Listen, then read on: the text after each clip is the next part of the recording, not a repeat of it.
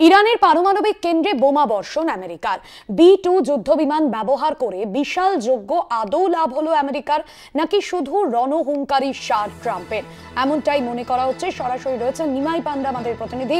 নিমাই, এ বিষয়ে কি জানা যাচ্ছে? ইরানের পারমাণবিক কেন্দ্রে বোমা বর্ষণ এবং যে বিষয় এখনো পর্যন্ত সামনে আসছে, এতে আমেরিকার কি লাভ হলো, এই বিষয়ে কি উত্তর আসছে?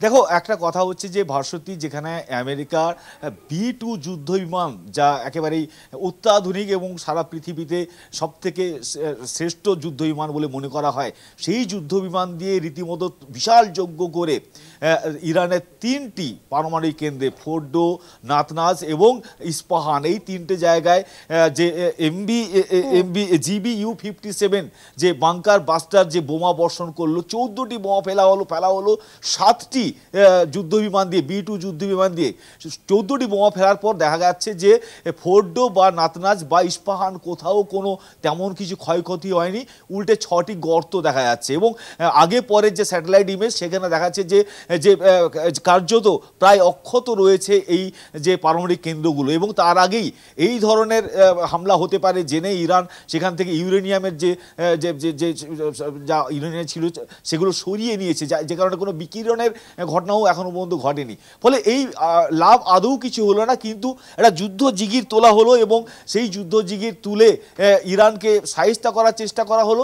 কিন্তু উল্টে ইরানও পাল্টা কাতার এয়ারবেসে, আমেরিকার এয়ারবেস কাতারে গিয়ে হামলা চালালো।